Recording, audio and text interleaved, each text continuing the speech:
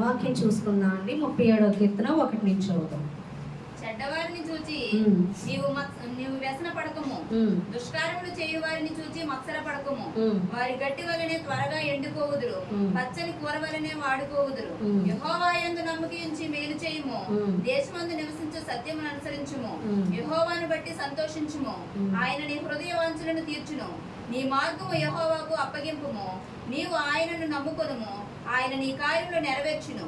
ఆయన వెలుగు వలె నీ నీతిని, మధ్యాహ్నం వలె నీ నిర్దోషత్వమును వెల్లడిపరచును. యెహోవా ఎదుట మౌనముగా నుండి ఆయన కొరకు కనిపెట్టుకొనుము. తన మార్గమున వర్ధిల్లు వారిని చూచి వ్యసనపడకుము, దురాలోచనలు నెరవేర్చుకుని వారిని చూచి వ్యసనపడకుము. కోపము మానుము, ఆగ్రహము విడిచిపెట్టుము. వ్యసనపడకుము, అది కీడుకే కారణము. కీడు చేయు వారు నిర్మూలమగుదురు. యెహోవా కొరకు కనిపెట్టుకుని వారు దేశమును స్వతంత్రించుకొందురు.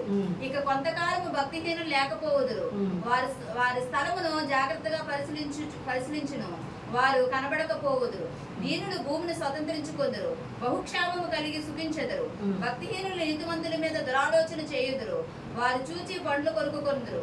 వారి కాలము వచ్చుచుండుట ప్రభు చూచుచున్నాడు, వారిని చూచి ఆయన నవ్వుచున్నాడు. చాలమ్మా. హల్లెలూయా, హల్లెలూయా. చూడండి, దేవుడు చెప్తున్న మాటలు ఏంటంటే, చెడ్డవారిని చూచి వ్యసన పడకము, దుష్కార్యములు చేయవారిని చూచి మత్సర పడకము. మనం ఎక్కువ ఎవరిని చూస్తూ ఉంటామంటే లోకస్తుల్ని, లోకాన్ని చూస్తూ ఉంటాం. లోకస్తులు లోకములో తిరుగువారు, దేవుని ఆలోచన ఎరుగని వారు ఎక్కువ ఏం చేస్తారంటే చెడ్డ ఆలోచనలు కలిగి ఉంటారు. లోకాన్ని బట్టి వారు చెడ్డ తలంపులు కలిగి వారి ఇష్టం వారు నెరవేర్చుకుంటూ ఉంటారు. ఈరోజు చాలామంది అనేక మోసపు కార్యాలు, అబద్ధములు, అవునా కాదా, అసాంఘిక కార్యకలాపాలు, ఇతరుల్ని దోపిడీ చేయడం, అవునా కదా, చాలా జరుగుతున్నాయి ఈరోజు ప్రపంచంలో, అవునా కదా. ఇవన్నీ ఎలా జరుగుతున్నాయంటే వాళ్ళలో నుండి వస్తున్న ఈ చెడ్డ ఆలోచన వాళ్ళలో నుండి వస్తున్నాయి. ఈ యొక్క లోకాన్ని చూసి వాటి నుండి వస్తున్నాయి, అవునా కదా. ఒక్కొక్కరు ఒక్కో విధంగా ప్రవర్తిస్తారు. డబ్బు సంపాదించాలంటే అనేకమైన అంటదారులు తొక్కుతున్నారు, ఒకళ్ళు పడగొడుతున్నారు, ఒకళ్ళు చంపుతున్నారు, ఒకళ్ళు అన్యాయంగా మాట్లాడుతున్నారు, అబద్ధాలతో కూడుకొని ఉంటున్నారు, ఒకళ్ళు మోసం చేస్తున్నారు. అనేక విధాలుగా ఈ లోకము జీవిస్తుంది. అందుకే అన్నాడు, చెడ్డవారిని చూచి నువ్వు వ్యసన పడకము, దుష్కార్యములు చేయవారిని చూచి మత్సర పడకము. వారు గట్టి వలనే త్వరగా ఎండిపోవుదురు, పచ్చని కూర వలనే వాడిపోవుదురు. యెహోవా యందు నమ్మిక ఉంచి మేలు చేయము, దేశమందు నివసించి సత్యమును అనుసరించుము. యెహోవాను బట్టి సంతోషించుము, ఆయన నీ హృదయ వాంఛనను తీర్చుము. నీ మార్గము యెహోవాకు అప్పగింపుము, నీవు ఆయన నమ్ముకొనుము, ఆయన నీ కార్యములు నెరవేర్చు. హల్లెలూయా. అవన్నీ చూస్తున్న నువ్వు ఏం చేస్తున్నావో చాలా మంది అనుకుంటారు, మనం చర్చికి వెళ్తున్నాం కదా, మనం మంచిగా ఉండాలంట. దేనికి మంచిగా? మనం చర్చికి వెళ్ళి వాక్యానుసారంగా జీవిస్తుంటే మన పరిస్థితి అడుగు తిన్నట్టు ఉంటుంది.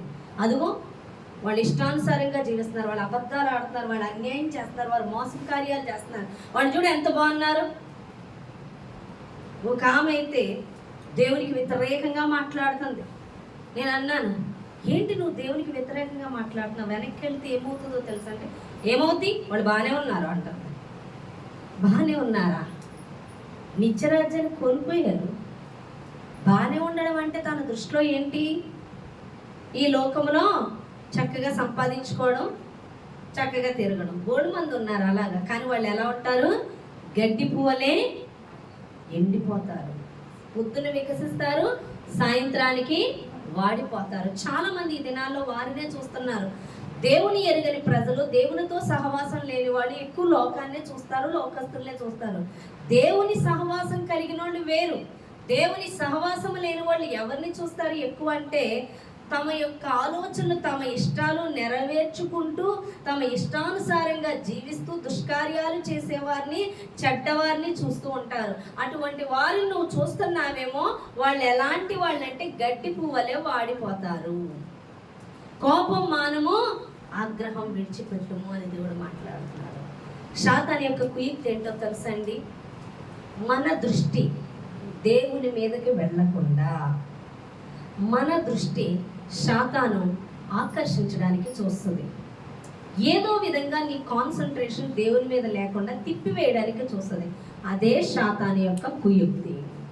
అందుకే ఏం చేస్తుందంటే, నీ ఎదుట నువ్వు ఏ పరిస్థితిలో బాధపడుతున్నావో, ధనము లేకో, సంథింగ్ నీకు బండి లేకే, లేదా నీకు అవసరమైన వస్తువు లేకే బాధపడుతున్నావో, ఆ వస్తువు ఇతరులకు ఇచ్చి, వాళ్ళు ఏమాత్రం భక్తి జీవితం జీవించకుండా ఉన్నానో వాళ్ళకి ఇచ్చి, వాళ్ళని చూపించి నువ్వు దేవుణ్ణి దూషించేలాగా, దేవునికి వ్యతిరేకమయ్యేలాగా, నువ్వు వాళ్ళ తట్టు చూసి నువ్వు కుళ్ళుకునేలాగా చేయడమే సాతాను యొక్క పని. అది నిజంగా దేవునితో సహవాసం లేని వాళ్ళు అయితే అవే పనులు చేస్తూ ఉంటారు. అర్థమవుతుందా? చాలా మంది అంటారు మేము చర్చికి వెళ్తాం అంటారు. చర్చికి వెళ్ళే వరకే వాళ్ళ పని. వాక్యం ఏమై ఉన్నదో, ఏం చెప్తున్నాడో, దేవుడు ఏం చేయమంటున్నాడో అన్నది ఎరగరు. చర్చికి వెళ్ళడమే వాళ్ళ పని.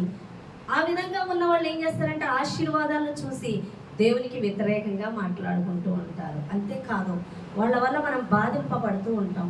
అలా బాధింపబడినప్పుడు వారి మీద కోపాన్ని కలిగి ఉంటాం. కోపము, పగ, ద్వేషము కలిగి ఉంటాం.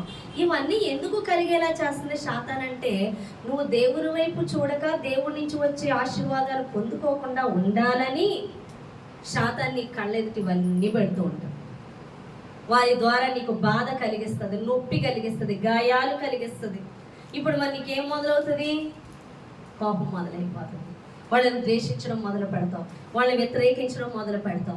నువ్వు పైకి ఏం అనకపోయినా పర్వాలేదు, లోన మాత్రం ఆ ద్వేషం అలాగే ఉండిపోతుంది. ఇది దేవుని ఆశీర్వాదాలకు నిన్ను దూరం చేస్తుంది.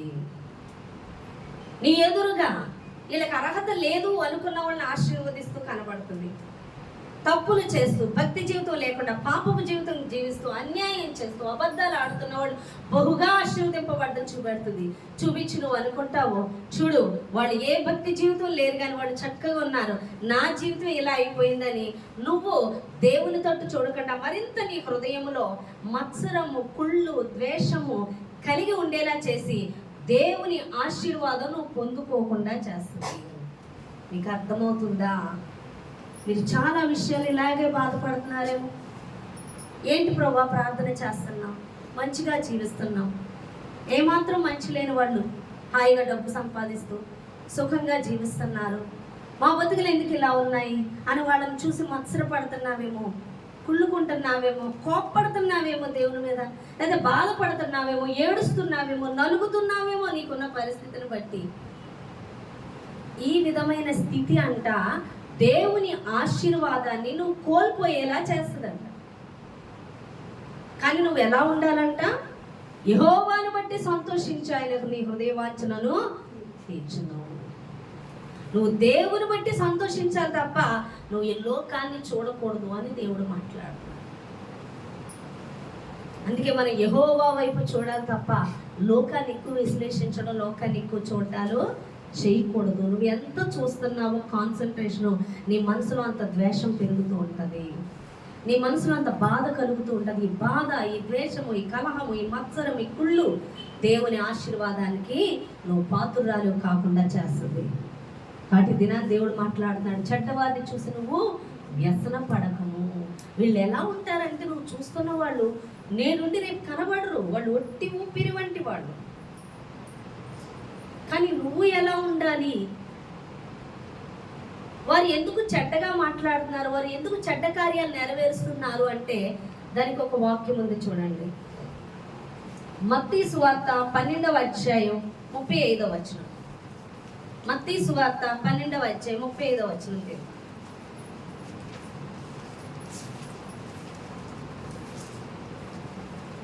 యేసు ఈ సంగతులన్నింటినీ జనసమూహములకు ఉపమాన రీతిగా బోధించెను. 12వ అధ్యాయం 35వ వచనం.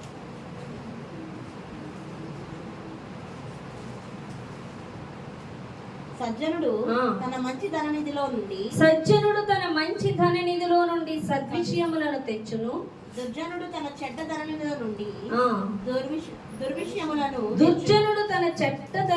నుండి దుర్విషయములను తెచ్చును. హల్లెలూయా. చెడ్డవారు చెడ్డ కార్యాలు ఎందుకు చేస్తున్నారంటే వాళ్ళ హృదయం అంతయు చెడుతనంతో నిండిపోయింది. హల్లెలూయా. దేనితో నిండిపోయింది?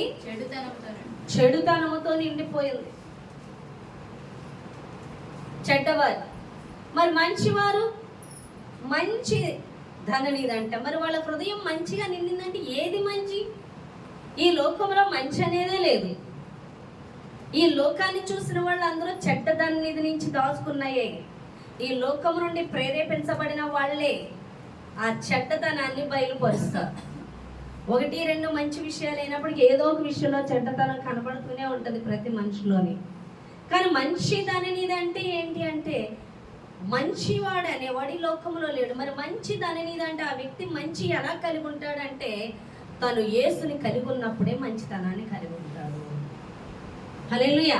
చెడ్డవాడు చెడ్డ ధననిధిలోనంటే తన హృదయంలో ఉన్న చెడ్డదాన్ని బట్టే ప్రవర్తిస్తూ ఉంటాడు. మంచివాడు తన హృదయంలో ఉన్న మంచిని బయటికి చూపిస్తుంటాడు. ఈ మంచి ఎక్కడి నుంచి వస్తుంది అంటే దేవుడి నుంచి వస్తుంది.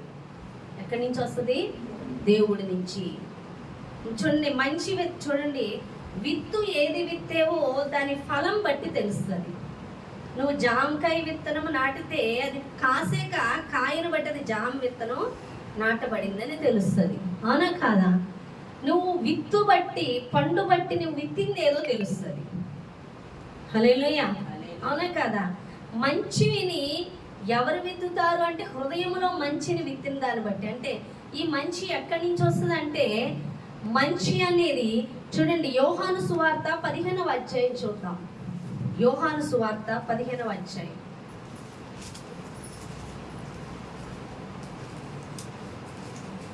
15వ అధ్యాయం 1 నుంచి చదువుతాను చూడండి. నేను నిజమైన ద్రాక్షావల్లిని, నా తండ్రి వ్యవసాయకుడు. నాలో ఫలింపని ప్రతి తీగను ఆయన తీసి పారవేయును. ఫలించు ప్రతి తీగ మరి ఎక్కువగా ఫలింపవలనని దానిలోని పనికిరాని తీగలను తీసివేయును. నేను మీతో చెప్పిన మాటలను బట్టి మీరు ఇప్పుడు పవిత్రులై ఉన్నారు. నా యందు నిలిచియుండుడి, నీ యందు నేనును నిలిచియుందును. తీగ ద్రాక్షావల్లిలో నిలిచి ఉంటేనే గాని తనంతట తానే ఎలాగ ఫలింపదో, అలాగే నా యందు నిలిచి ఉంటేనే గాని మీరు ఫలింపరు. ద్రాక్షావల్లి నేను, తీగలు మీరు. ఎవడు నా యందు నిలిచి ఉండునో, నేను ఎవరి యందు నిలిచి ఉండునో వారు బహుగా ఫలించును. నాకు వేరుగా ఉండి మీరేమీ చేయలేరు. హల్లెలూయా. ద్రాక్షావల్లి ఎవరంట? ఆయనంట. తీగలు ఎవరంట? మనమంట. ఈ ద్రాక్షావల్లికి తీగలు అతుక్కొని ఉంటేనే ఆ ద్రాక్షావల్లిలో నుండి జీవం ఈ తీగల్లోకి వచ్చి పువ్వులు పోస్తుంది. ఆ యొక్క తీగ దానికి ఊడిపోయింది అనుకోండి, జీవం ఇందులోకి రాదు కాబట్టి ఎండిపోయి చచ్చిపోతుంది. అంటే ఈ తీగ దేనికి అతుక్కొని ఉండాలి? కాండానికి అతుక్కొని ఉండాలి. అప్పుడే జీవం వస్తుంది. అనగా దేవుడి యొక్క మంచి నీలోకి రావాలి. నువ్వు మంచి ధననిధి కావాలి అంటే నువ్వు ఆయనతో ఉండాలి. ఆయనతో ఉండాలి అంటే ఎలా ఉండాలి అంటే, చూడండి, మీకు ఒక విషయం చెప్తాను. నీకు దాహం వేసింది అనుకోండి. ఇప్పుడు ఎండాకాలం దాహం విలువ బాగా తెలుస్తుంది. నీళ్ళు లేవు నీ దగ్గరలో, చాలా దాహం, గొంతు ఎండిపోతుంది. బాబోయ్ దాహం అంటాం, అనే కదా. దాహానికి కూడా ప్రాణాలు పోతాయి. నీళ్ళు పోతా సమస్యలు పడిపోతాం, అవునా కదా, చచ్చిపోతాం కూడా. ఆ దాహానికి నీళ్లు దొరకనప్పుడు నాకు నీళ్లు కావాలి, దాహం వేసేస్తుందంటే బిర్యానీ తెచ్చి ముందు పెడితే తింటారా? దమ్ బిర్యానీ కానీ, పంచభక్ష పరవన్నాలు కానీ, ఇంత డబ్బు కట్టలు కానీ, బంగారం కానీ, వస్త్రాలు కానీ, నీకు రాజ్యం కానీ ఇచ్చి నాకు ముందు మంచిళ్ళు ఇవ్వంటారా బాబు. సస్తుంటే నాకు మంచిళ్ళు ఎవరండి, అవునా కదా. మంచిళ్ళ కోసం తను ఏం చేస్తాడు? వెతికేస్తాడు. ఒకవేళ దొరికిందే అనుకో మంచినీళ్ళ బాటిల్ ఎంత, నీ దాహాన్ని బట్టి వాడు 1000 రూపాయలు చెప్పినా కొనుక్కుంటాను, ఎందుకంటే నీ స్థితి అలాంటిది. అర్థమవుతుందా? దాహము కలిగి ఉన్నప్పుడు నువ్వు దాన్ని వెతుకులాడే విధానం అలా ఉంటుంది. అంతటి దాహము కలిగి ఉండాలంట యేసుని గూర్చి. హల్లెలూయా. నువ్వు వాటర్ కోసం దాహాన్ని కలిగి ఉన్నప్పుడు నీకు ఏమి ఇచ్చినా నీకు అవి అక్కడికి రావు, నీకు కావాల్సిన వాటర్. అలాగే యేసుని నువ్వు అంతలా కోరుకున్నప్పుడు నీ ముందు బంగారమే కాదు, మనుషులే కాదు, డబ్బే కాదు, ఏది పెట్టినది నీకు అక్కడికి రాకూడదు. దేవుడే నాకు అన్న దాహాన్ని నువ్వు కలిగి ఉండాలని దేవుడు మాట్లాడు. ఎవరైతే అటువంటి దాహాన్ని కలిగి ఉంటారో వారు నింపబడతారు పరిశుద్ధాత్మ చేత. ఆయన కొరకు దాహాన్ని కలిగి ఉన్న నీకు డబ్బే కాదు, మనుషులే కాదు, రాజ్యమే కాదు, ఏది నీ ముందు పెట్టిన అధికారమే కానీ నువ్వు పక్కకు నెట్టేస్తావు. నిజంగా యేసుని ప్రేమించిన వాళ్ళు ఏదైనా విడిచిపెడతారు. ఒకసారి నేను చెప్పాను, సాధు సుందర్ సింగ్ గారు యేసు ప్రభు వారి గురించి సువార్తను ప్రకటిస్తుంటే తన తండ్రి ఆయన నుంచి తప్పించి మరలా రప్పించుకోవడానికి నేను నీకు ఆస్తిలో చిల్లు గవ్వ కూడా ఇవ్వనంటాడు. నువ్వు విడిచి వస్తేనే ఆస్తిని ఇస్తానంటే నీ ఆస్తి నాకు అవసరం లేదని చెప్తాడు. ఎందుకంటే దేవుని కూర్చున్న దాహం అటువంటిదే ఉన్నది ఆయనకి. అలా అయితే తనకు ఒక మంచి మరదలు ఉందంటే తను పెళ్లి చేద్దాం అనుకున్నాను. నేను నీకు మంచి మరదల్ని నీకు ఆ మరదలు నీకు ఇచ్చి పెళ్లి చేయను అన్నారు. నాకు పెళ్ళి ఎప్పుడో అయిపోయింది యేసయ్య. అంటే ఆయన్ని ఏమాత్రం కూడా యేసు ప్రభు వారి నుంచి ఒక ధనమే కాదు, ఒక స్త్రీయే కాదు, ఏమాత్రం కూడా బయటికి రానివ్వలేకపోయాడు. అంతటి దాహము కలిగి ఉండాలి. యేసు కొరకు నువ్వు దేన్నైనా విడిచిపెట్టగలిగి ఉండాలి.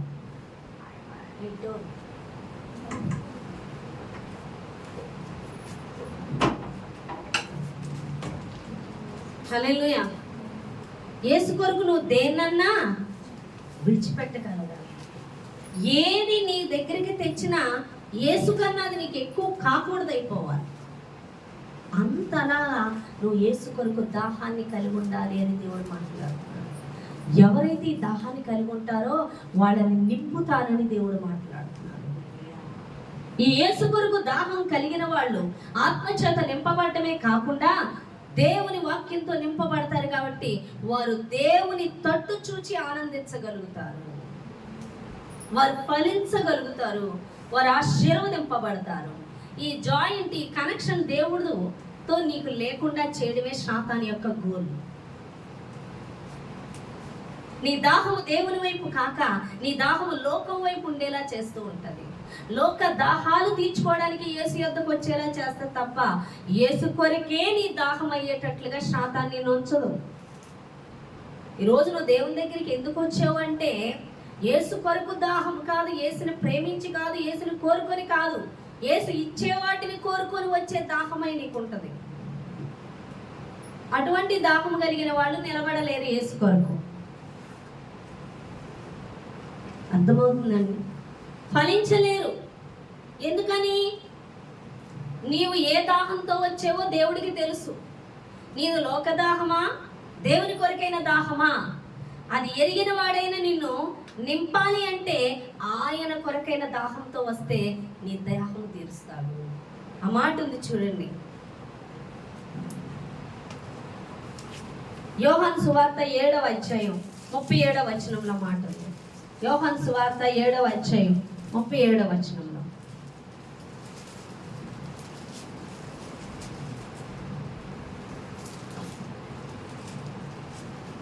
ఎవడైనా దప్పిక కొనిన యెడల నా యొద్దకు వచ్చి దప్పి తీర్చుకొనవలెను. ఎవడైనాను దప్పికొనిన యెడల నా యొద్దకు దప్పిక ఎవరు తీరుస్తారు? మన దప్పిక యోహాను సువార్త 4వ అధ్యాయంలో ఉంటది. ఏమని?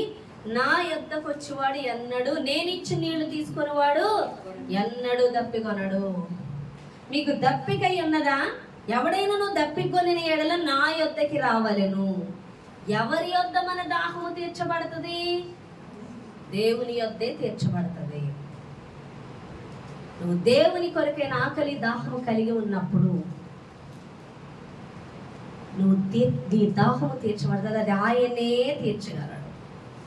ఆయన తీర్చే దాహం ఎలా ఉంటుందంటే ఎన్నడూ ఈ లోక విషయంలో నువ్వు దప్పికొనే వ్యక్తిగా నువ్వు ఉండవు. అంత తృప్తి చెందబడతావు తెలుసా? ఈ లోకంలో లోకస్తులు చూడండి, నేను చాలా మందిని చూస్తాను. ఒక శరీర విషయంలో కానీ, ఒక వస్త్రాల విషయంలో కానీ, ఒక నగల విషయంలో కానీ, ఒక ఇంట్లో వస్తువుల విషయంలో కానీ, లేకపోతే ఇల్లుల విషయంలో కానీ, లోకంలో విషయాలు, ఒక మూవీస్ కానీ, టీవీలు కానీ, అనేక విషయాల్లో స్త్రీలు కానీ పురుషులు కానీ పోటీ పడుతూ ఉంటారు. మేము అలాంటి విషయాల్లో ఏమీ పోటీ పడం. ఎందుకంటే తృప్తిపరచబడి ఉంటాం. ఏది అవసరమో దేవుడు అది మాకు సమయానుకూలంగా దయచేస్తాడు. దప్పికొనిన వారిగా మేము ఉంటాం, తృప్తిపరచబడిన వారిగా ఉంటాం.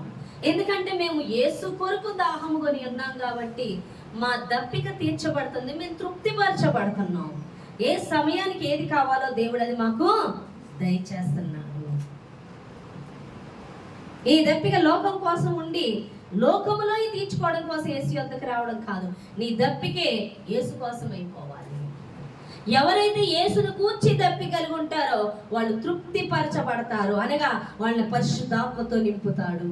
నువ్వు దేవుని పాదాలు పట్టుకొని ప్రార్థన చేసేటప్పుడు ఆయన కొరకైన దప్పిక నువ్వు కలిగి ఉండాలి. ఎప్పుడైతే ఆయన కొరకైన దప్పిక నువ్వు కలిగి ఉంటావో నిన్ను ఆయన పరిశుద్ధాత్మతో నింపుతాడు.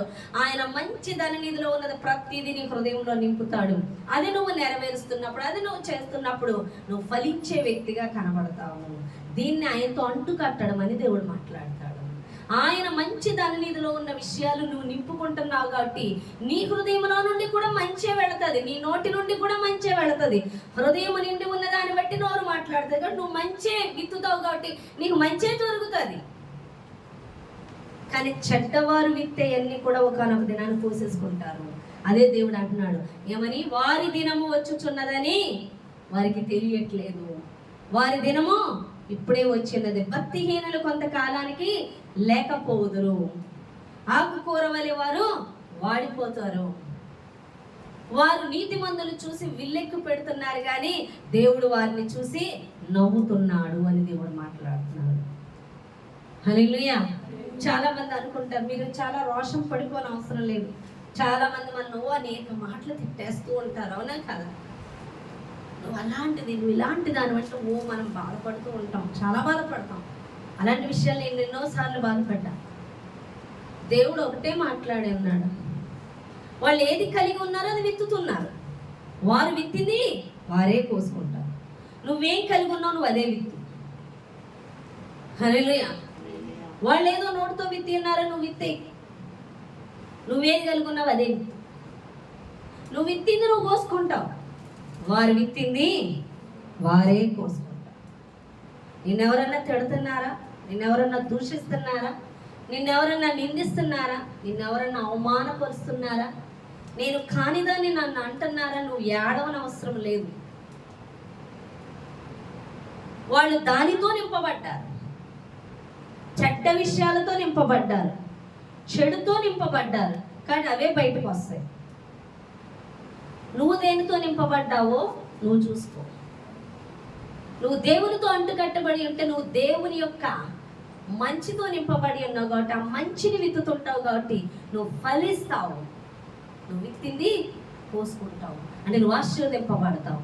కానీ చెడ్డవారు తమ చెడ్డ పనులు, అందుకే చెడ్డవారిని చూసి వ్యసన పడవద్దు అంటున్నాడు. చెడ్డవారు విత్తేస్తూ ఉంటారు, వాళ్ళు ఏదో గొప్పోళ్ళుగా ఊహించుకుంటూ ఉంటారు. కానీ వారు ఎంత విత్తేస్తూ ఉంటారో పాపం వల్ల వచ్చే జీవితం ఏమవుతుంది? మరణం అవుతుంది. అందుకే నా నోరు నా ఇష్టం అని మాట్లాడేస్తున్న వాళ్ళు చూసి నువ్వు భయపడనవసరం లేదు. తిట్లు తిట్టేస్తున్నప్పుడు, నీ మీద వాద్యమాడుతున్నప్పుడు, నీకు వ్యతిరేకంగా మాట్లాడుతున్నప్పుడు, నిన్ను నిందించేస్తున్నప్పుడు, నీ మీద నిందలేసేస్తున్నప్పుడు అవే నువ్వు తీసేసుకోని అవసరం లేదు. అవేమి నీకు చెందవవి. ఎవరు అంటున్నారో అది వాళ్ళకే చెందుతారు. హల్లెలూయా. వారు అంటున్నారు అని చెప్పి అవి నువ్వు రిసీవ్ చేసుకో. నువ్వు ఏడ్చి, నువ్వు బాధపడి, నువ్వు కోప్పడితేనంట ఆ కోపాన్ని కలిగించడం కోసమే ఆ మాటలు అనిపిస్తుంది శాతాను. అవి అనిపించినప్పుడు నువ్వు కోప్పడినప్పుడు ఈ కోపాన్ని బట్టి దేవుని ఆశీర్వాదాన్ని నువ్వు కోల్పోతావు. కానీ నువ్వు కోప్పడక దేవుని యొక్క మాటలు నీ హృదయం ఉంచుకొని దేవుని మీద నమ్మిక ఉంచి నువ్వు ఆ యొక్క జ్ఞానం కలిగి, అది మనకి చెందదు. మనం ఏం విత్తాలి? వాళ్ళు చెడు విత్తినా మనం మంచి విత్తుకుంటా వెళ్ళాలి. హల్లెలూయా. వాళ్ళు విత్తిన చెడును బట్టి వాళ్ళకి తీర్పు ఉంటుంది. మనం విత్తిన మంచిని బట్టి మనం పోసుకుంటాం. వాళ్ళు విత్తిన చెడును బట్టి వాళ్ళు పోసుకుంటారు. అంతేగాని వాళ్ళ చెడును బట్టి నువ్వు రియాక్ట్ అయ్యి నువ్వు చెడు చేయొద్దు అని దేవుడు మాట్లాడుతున్నాడు. హల్లెలూయా. ఎందుకంటే ఈ సర్వభూమి సర్వ ప్రపంచం కూడా దేవుని చేతిలో ఉంది, దేవుని దాటి వెళ్ళదు. మనుషుడు ఏమి విత్తునో ఆ పంటనే కోయినని దేవుడు మాట్లాడాడు. దేవుడి మాటను దాటి సృష్టి కాదు, మనిషే కాదు, ఎవడు కూడా ఒక అడుగు దాటడానికి వీలు. ఎందుకంటే పైన ఆకాశము క్రింద భూమి గతించినేమో కానీ నా మాట గతించదు అని దేవుడు మాట్లాడుతున్నాడు. హల్లెలూయా. ఒక్క పొల్లైనా పోదని దేవుడు మాట్లాడుతున్నాడు. కాబట్టి దేవుని మాట మీద నువ్వు విశ్వాసం ఉంచి, అందుకే దేవుడు అంటున్నాడు మీరు దేవుని యందు నమ్మిక ఉంచి సంతోషించండి. హల్లెలూయా. చెడ్డవారిని చూసి వారి ఇష్టం వచ్చినట్లు చెడ్డగా ప్రవర్తించడాన్ని బట్టి అయినను వారు దీవించబడుతుంటే చూసి కోపాన్ని, కుళ్ళుని, మత్సరాన్ని నువ్వు తెచ్చుకోని అవసరం లేదు. నువ్వు యెహోవా యందు నమ్మిక ఉంచు. చెడ్డవాడు తన చెడ్డ ధన నిధిలో నుండి చెడ్డ విషయాలు తీస్తాడు, మంచివాడు సజ్జనుడు తన మంచి ధన నిధిలో నుండి సద్విషయములను తెచ్చును. నువ్వు మంచి ధననిధిగా ఎప్పుడుంటావు? యెహోవాతో నువ్వు ఆయన ద్రాక్షావల్లి అయితే నువ్వు తీగవల్లి అల్లుకున్నప్పుడే నువ్వు మంచి విషయాన్ని కలిగి ఉంటావు. ఆ ద్రాక్షావల్లి వలె ఆయన ఉన్నప్పుడు తీగవల్లి నువ్వు అల్లుకోవడం అంటే ఏంటంటే ఆయన కొరకు నువ్వు దాహాన్ని కలిగి ఉండాలి. లోకము కొరకు దాహాన్ని కాదు, లోక సంబంధమైన విషయముల కొరకు కాదు, దేవుని కొరకైన దాహాన్ని నువ్వు కలిగి ఉండాలి. దేవుని కొరకైన దాహాన్ని నువ్వు కలిగి ఉన్నప్పుడు ఏది నిన్న ఎంత మాత్రం ఆయన నుంచి నేను దూరం చేయకూడదు. ఏది నిన్ను లోగా ఒక డబ్బే కాదు, ఒక మనిషే కాదు, ఒక అధికారమే కాదు, నిన్ను ఆయన నుంచి వేరు చేయకూడదు. అంతటి దాహాన్ని నువ్వు కలిగి ఉండాలి దేవుని కొరకు. ఆ దాహము కలిగి ఉన్నప్పుడే నీ మీద బలమైన అభిషేకం దిగుతుంది. చాలా మంది ధనం విషయంలో లోబడిపోయి దేవుణ్ణి వదులుకుంటారు, మనుషుల కోసం దేవుణ్ణి వదులుకుంటారు, సంబంధాల కోసం దేవుణ్ణి వదులుకుంటారు, లోకం కోసం దేవుణ్ణి వదులుకుంటారు, శరీర సంబంధాల కోసం దేవుణ్ణి వదులుకుంటారు. కానీ దేవుడి కోసం నువ్వు ఏదైనా వదులుకుంటే అదే బలమైన అభిషేకం అని దేవుడు మాట్లాడు. నువ్వు ఎప్పుడైతే నింపబడతావో ఆ నింపబడిన దాన్ని బట్టి నువ్వు ఫలిస్తావు. వాళ్ళు నింపబడింది చెడు కాబట్టి ఆ చెడును చూచి నువ్వు వ్యసనపడితే నీ మీదకి దీవెనలు రాకుండా పోతాయి. నువ్వు మంచి ధననిధితో నింపబడ్డావు కాబట్టి ఆ మంచినే చెయ్యని దేవుడు మాట్లాడుతున్నాడు. ఎంతమందికి అర్థమవుతుంది? హల్లెలూయా, హల్లెలూయా. చూడు, మనం షడ్రకు, మేషకు, అబేద్నెగోను చూసినట్లయితే వారి ముగ్గురిని కూడా రాజు ఏమని ప్రకటిస్తాడు? అది మనందరికీ తెలుసున్నదే. తాను చేయించిన ప్రతిమకి నమస్కారం చేయమని ప్రకటిస్తాడు, అవునా కదా? ఆ ప్రతిమకి నమస్కరించమని, నమస్కరించిన వాళ్ళని ఒక పెద్ద అగ్నిగుండంలో పడేయడానికి సిద్ధపరుస్తాడు. వాళ్ళు ముగ్గురు వస్తారు. ముగ్గురు వచ్చాక మీరు ప్రతిమకి నమస్కరించండి అంటే నమస్కరించిన వాళ్ళు, రాజా మేము నమస్కరించం, పడేస్తే పడేయండి, మా దేవుడు రక్షించడానికి సమర్థులు, రక్షించకపోయినా పర్లేదు మేము పరలోకం పోతాం అన్న ధైర్యంతో వాళ్ళు మాట్లాడుతున్నారు. నేను ఒక విషయం చెప్తా, వాళ్ళ ముగ్గురు ఆ మాటలు మాట్లాడేటప్పుడు దేవుడు చేయబో కార్యం వాళ్ళకి తెలుసా? తెలియదు.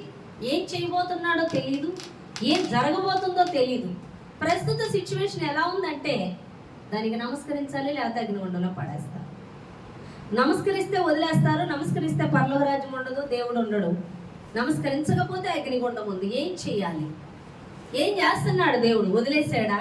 పట్టించుకుంటలేదా? అసలు ఏం జరగబోతుంది అన్న విషయం ఏమైనా తెలుసా? తెలియలేదు. అలా తెలియనప్పుడు వాళ్ళ ముగ్గురు చేసిన పని ఏంటో తెలుసా? దేవుడిని నా మీద నమ్మకం వచ్చాడు. దేవుడి మీద నమ్మకం వచ్చింది. ఏం జరుగుతుందో తెలీదు, కానీ ఆ తెలియంది ఏదైనా సరే నా దేవుడు ఉన్నాడన్న నమ్మకం ఉందే, అది కావాలి దేవుడికి. ఏం జరుగుతుందో తెలిసి నమ్మకం దేవుడి మీద ఉంచడం కాదు, ఏం జరగబోతుందో, ఎందుకు జరుగుతుందో, ఏం జరుగుతుందో విషయము తెలియనప్పుడు వాళ్ళు దేవుని మీద నమ్మకం ఉంచారే, ఆ నమ్మకము కావాలి దేవునికి. ఏం తెలుసు వాళ్ళకి?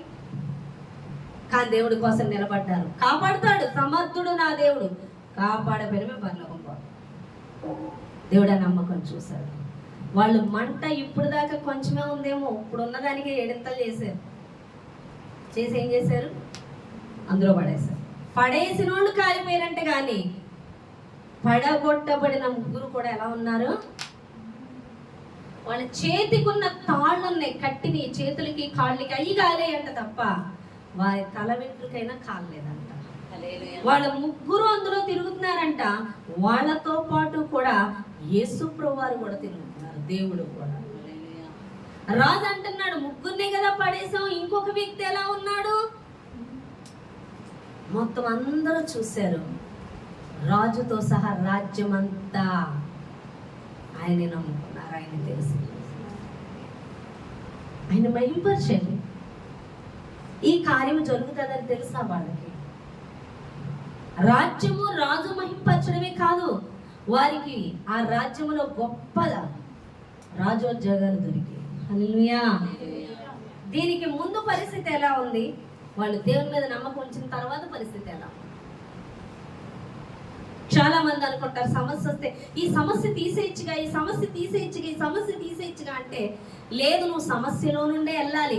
సమస్యలో నీకు తోడే ఉన్నానని దేవుడు మాట్లాడుతున్నాడు. లోకములో నీకు శ్రమలు వస్తాయి, కానీ శ్రమలో నేను మీకు తోడై ఉంటాను. చెప్పిన రీతిగానే షడ్రకు మేషకు అబెద్నెగోలు కూడా ఆ అగ్నిగుండంలో దేవుడు కూడా ఉన్నాడు. ఎందుకు అంటే ఆ అగ్నిగుండంలో వాళ్ళు పడకపోతే, ఆ పరిస్థితి గుండా వెళ్ళకపోతే ఆ రాజు ఆ రాజ్యము యేసుని తెలుసుకునేవారు కాదు, వారికి ఉన్నత స్థానం వచ్చేది కాదు. కొన్ని పరిస్థితులు గుండా మనల్ని కూడా దేవుడు నడిపిస్తాడు. మనం ప్రార్థన చేస్తాం, తీసేయి ప్రభువా, ఇది నువ్వు తీయాలంటే ఎంత, ఇది తీసేయడానికి నీకు అనుమతించట్లేదు. ఆ పరిస్థితిలో గుండా నడిపిస్తున్నాడు, ఆ పరిస్థితిలో నీకు ఆయన తోడై ఉన్నాడు. దేవుడు లేని వారికైతే ఏమో కానీ దేవుడు మాత్రం నువ్వు ఆ పరిస్థితి గుండా వెళ్ళాలి. వెళితేనే అక్కడ దేవుడు మహింపరచుకుంటాడు. నీ ద్వారా నీకు అపారమైన స్థానం దేవుడు అక్కడ ఇస్తాడు. ఆయన ఏం చేయదలుచుకున్నాడు అది చేయడానికి ఆ పరిస్థితి గుండా వెళ్ళాలి. ఆ పరిస్థితిలో నువ్వు ఒక్కదాని వెళ్ళట్లేదు, నీతో ఆయన ఉంటున్నాడు. హల్లెలూయా. కాబట్టి దేవుని చిత్తము చేస్తున్నాను, వాళ్ళ ఇష్టం వాళ్ళు నెరవేర్చుకుంటున్నప్పుడు వాళ్ళు బాగానే ఉన్నారు. నేను ఇంత వాక్యానుసారంగా ఉంటున్నాను, ఇంత దేవుని చిత్తాన్ని చేస్తున్నాను, అయినా నాకే ఎందుకు శ్రమ, అయినా నాకే ఎందుకు ఈ బాధలు అనుకుంటున్నావేమో. ఈ శ్రమ గుండా వెళ్ళడం ద్వారా, షడ్రకు మేషకు అబెద్నెగోలు వెళ్ళడం ద్వారా దేవుడు వారితో ఉండడమే కాకుండా ఆ రాజ్యములు ఎంత గొప్ప మార్పులు తీసుకొచ్చిన్నాడో, నువ్వు ఈ పరిస్థితుల గుండా వెళ్ళడం ద్వారా నీ జీవితంలో గొప్ప మార్పు కలగబోతుంది. నిన్ను బట్టి పరిస్థితుల్లో గొప్ప మార్పులు తీసుకురాబోతున్నాడు. నీ ద్వారా గొప్ప కార్యాలు చేయబోతున్నాడు. అందుకే ఆయా పరిస్థితులు కూడా నిన్ను నడిపిస్తున్నాడు. ఆ పరిస్థితుల్లో ఆయన నీతో ఉంటున్నాడు, నిన్ను విడిచిపెట్టట్లేదు ఒక్కదాన్ని. నీతో ఆయన ఉంటున్నాడు. ఎందుకంటే నీకు శ్రమ వస్తుంది, కానీ శ్రమలో నేను కూడా నీతో ఉంటాను. ఎంతమందికి అర్థమైంది? హల్లెలూయా. అరే నువ్వు అనుకునే ఆవేదన ఏంటంటే, అరే అన్ని తప్పులు చేస్తున్న వాళ్ళు బాగుంటున్నారు, వాళ్ళు ఫ్రీగా వెళ్ళిపోతున్నారు, వాళ్ళకి అన్ని కలిసి వచ్చేస్తున్నాయి, వాళ్ళకి శ్రమ లేదు, వాళ్ళు నవ్వుతూ లోకానుసారమైన కార్యాలు చేసుకుంటూ సంతోషిస్తూ ఎక్కిరిస్తూ వాళ్ళు ఏం చెయ్యాలనుకుంటున్నారు ఆలోచనలు చేస్తూ ఆ బాణాలు సంధిస్తూ గాయపరుస్తూ మనుషుల్ని అన్యాయం చేస్తూ అన్యాయంగా జీవిస్తూ అన్యాయంగా సంపాదిస్తే దీవించబడుతున్నారు. నేను ఇంత ప్రార్థన చేసి ఇంత కరెక్ట్గా ఉంటుంటే శ్రమ మీద శ్రమ నాకు వచ్చేస్తున్నాను అనుకుంటున్నావేమో. వారితో దేవుడు లేడు. వారు ఆకుకూర వలె వాడిపోతున్నారు. ఉదయం పూసిన పూలు సాయంత్రానికి వాడిపోయినట్లుగా గడ్డి పువ్వులే వాళ్ళు వాడిపోతున్నారు. కానీ యెహోవా యందు నమ్మిక ఉంచి షడ్రకు మేషకు అబెద్నెగోలు వలె ఒక అగ్నిలో నుండి నువ్వు వెళ్తున్నావేమో, నీతో ఆయన తోడై ఉన్నాడు. నీకు తెలియదు నువ్వు ఎక్కడికి వెళ్ళబోతున్నావు, ఏం చేస్తున్నాడో దేవుడు తెలియట్లేదు. కానీ నువ్వు తర్వాత పరిస్థితులు చూస్తే గొప్ప మార్పులు జరగబోతున్నాయని దేవుడు మాట్లాడు. కావడ పాడుతుంది ఒక సిస్టర్గా, గొప్ప కార్యములను నా యేసు చేయును, ఆశ్చర్య సంగతులు నా యేసు చూపును. గొప్ప కార్యాలు దేవుడు చేస్తాడండి. అర్థమవుతుందా? హల్లెలూయా. మామూలు కార్యాలు కాదు, నువ్వు ముందు ఊహించలేవు, నువ్వు ముందు ఏమాత్రం కనిపెట్టలేవు, ఏం జరుగుతుందో నీకు తెలియదు, కానీ ఆశ్చర్యపోయే కార్యాలు దేవుడు చేస్తాడు. కానీ ఆ సమయంలో నువ్వు ఆయన మీద నమ్మకం ఉంచాలి. షడ్రకు మేషకు అబెద్నెగోలు ఎవరి మీద నమ్మకం ఉంచున్నారు? ఆయన అబ్రహాముని దేవుడు బయలుదేరమన్నప్పుడు ఏదో చూపించాడా? ఎక్కడికి తీసుకెళ్తున్నాడు చూపించాడా? ఏ విధంగా ఆశీర్వదించుతున్నాడు చూపించాడా? లేదు. కానీ దేవుడి మీద నమ్మకం ఉంచి బయలుదేరాడు. హల్లెలూయా. అందుకే దేవుడు అన్నాడు, యెహోవా యందు నమ్మిక ఉంచి సంతోషించు. నువ్వు భూమిని స్వతంత్రించుకుంటావు. నువ్వు భూమిని స్వతంత్రించుకుంటావు. నువ్వు ఆశీర్వదింపబడతావు. వారెన్నటికీ ఇంకా కనబడకుండా నశించిపోతారని దేవుడు మాట్లాడుతున్నాడు. భక్తిహీనులు ఎప్పటికైనా నశించిపోతారు. వారికి వెతికినా కనబడరంట. వాళ్ళు వాడిపోతారట. వికసించినట్టు కనపడతారు కానీ వాడిపోతారట.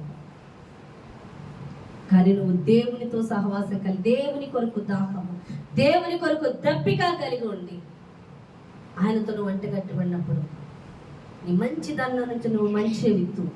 దేవుడు చేయమన్నదే చెయ్యి. షడ్రకు మేషకు అబేద్నెగోను చూసిన గొప్ప కార్యాలను చూస్తావని దేవుడు మాట్లాడుతున్నాడు.